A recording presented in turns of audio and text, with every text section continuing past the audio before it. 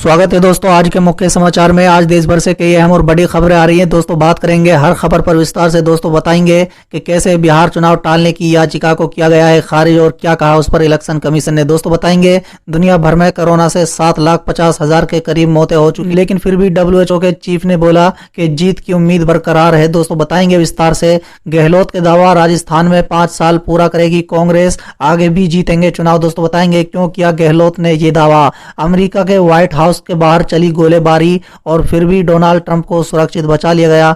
दोस्तों कांग्रेस नेताओं से मिलने के बाद बोले सचिन पायलट, मेरी लड़ाई सिद्धांतों की थी, कभी भी किसी पद के लिए नहीं लड़ा। दोस्तों बात करेंगे इस पर भी विस्तार से। और बैरूत में हुए धमाके और प्रदर्शनों के बाद लेबनान के प्रधानमंत्री हसन दियाब ने दिया इस्तीफा। तो चलिए दोस्तों देख लेते आज की पहली बड़ी खबर। बिहार चुनाव टालने की याचिका खारिज, इलेक्शन कमीशन ने कही बड़ी बात। जी हां दोस्तों, बिहार में विधानसभा चुनाव तय समय पर ही होगा। चुनाव आयोग ने लोक जनशक्ति पार्टी और राष्ट्रीय जनता दल की याचिका खारिज करते हुए ये बात कही। दोनों दलों ने कोरोना महामारी को देखते हुए चुनाव आगे बढ़ाने की अपील की थी, जिसे मंगलवार को चुनाव आयोग ने खारिज कर दिया। हालांकि चुनाव आयोग की ओर से अभी शेड्यूल जारी नहीं किया गया है, लेकिन माना जा रहा है कि अक्टूबर-नवंबर में वोटिंग कराई जा सकती है। 29 नवंबर 2020 को मौजूदा सरकार का कार्यालय समाप्त हो रहा है। यदि 28 नवंबर तक चुनाव नहीं होते हैं तो राष्ट्रपति शासन लगा दिया जाएगा। दोस्तों मुख्य चुनाव आयुक्त सुनील अरोड़ा ने कहा है कि चुनाव आयोग अपनी तैयारी में लगा है और चुनाव निश्चित समय पर ही होंगे। बिहार चुनाव आयोग समय पर निष्पक्ष चुनाव करवाने की अपनी तैयारी में जुट गया है।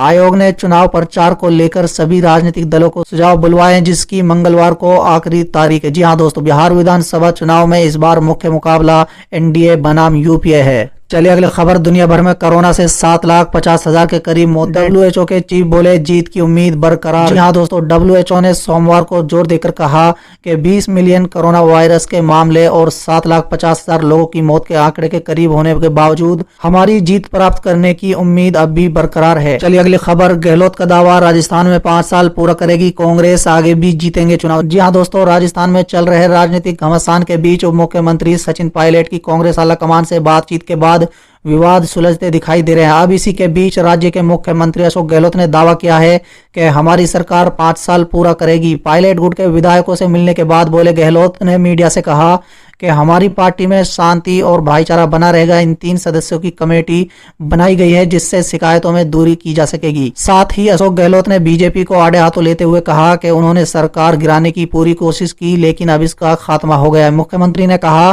कि हमारे सभी विधायक साथ हैं, किसी एक ने भी साथ नहीं छोड़ा है। साथ ही बीजेपी पर बड़ा वार करते हुए अशोक गहलोत ने कहा है कि इनकम टैक्स और CBI का गलत इस्तेमाल किया जा रहा है, धर्म के नाम पर राजनीति हो रही है, लेकिन हमारी सरकार 5 साल का कार्यालय पूरा करेगी और अगले चुनाव में भी जीतेंगे। चलिए अगली खबर। अमेरिका में व्हाइट हाउस के बाहर गोलीबारी, सुरक्षित स्थान पर ले जाए गए राष्ट्रपति डोनाल्ड ट्रंप। जी हाँ दोस्तों, अमेरिका के राष्ट्रपति डोनाल्ड ट्रंप की प्रेस कॉन्फ्रेंस के दौरान व्हाइट हाउस के बाहर गोलीबारी होने की खबर सामने आई है।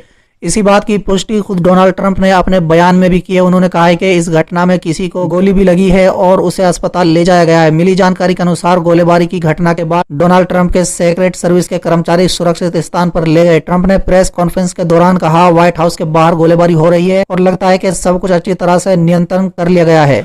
चलिए अगली खबर। कांग्रेस नेताओं से मिलने के बाद बोले सचिन पायलट, मेरी लड़ाई सिद्धांतों की थी, कभी किसी पद के लिए नहीं लड़ा। जी हाँ दोस्तों, सोमवार रात दिल्ली में कांग्रेस के पूर्व अध्यक्ष राहुल गांधी, पार्टी महासचिव प्रियंका गांधी के साथ बैठक करने के बाद पूर्व मुख्यमंत्री सचिन पायलट ने कहा कि मुख्यमंत्री अशोक गहलोत के साथ उनकी लड़ाई सिद्धांतों की थी, कभी किसी पद के लिए नहीं थी। इन सिद्धांतों के चलते गुजरे 1.5 सालों में हुई कुछ बातें आला कमान तक पहुंचाना जरूरी था। नाराजगी भी इसी वजह से थी। अब आला कमान ने हमारी बात सुनी है और कमेटी बनाकर उनका समाधान की बात की है। उन्होंने कहा है कि उन्हें पद की कोई चाहत नहीं है। चलिए अगली खबर। बैरूत में हुए धमाके और प्रदर्शनों के बाद लेबनान के प्रधानमंत्री हसन दियाब ने दिया इस्तीफा। जी हां दोस्तों, बैरूत में पिछले सप्ताह बंदरगाह पर हुए धमाके और उसके बाद जनता में भड़के गुस्से और प्रदर्शनों के मद्देनजर लेबनान के प्रधानमंत्री हसन दियाब ने सोमवार को पद से इस्तीफा देने की घोषणा की। इससे कुछ देर पहले दियाब के मंत्रिमंडल ने भी इस्तीफा दे दिया था। दोस्तों बता दें, ट्विटर पर सोमवार को प्रसारित अपने भाषण में दियाब ने कहा कि वो एक कदम पीछे जा रहे हैं ताकि वो लोगों के साथ खड़े होकर बदलाव की लड़ाई लड़ सके। उन्होंने कहा है कि मैंने आज इस सरकार से इस्तीफा का निर्णय लिया है, ईश्वर लेबनान की रक्षा करे। दियाब ने 4 अगस्त को बैरूत के बंदरगाह पर हुए जबरदस्त धमाके के लिए कथित भ्रष्टाचार नेताओं को जिम्मेदार ठहराया है। इस धमाके के कारण कम से कम 160 लोगों की मौत हुई थी और 6000 से ज्यादा लोग इसमें घायल हुए थे। दोस्तों बता दें कि इस घटना के बाद सरकार के खिलाफ जबरदस्त विरोध प्रदर्शन शुरू हो गए थे।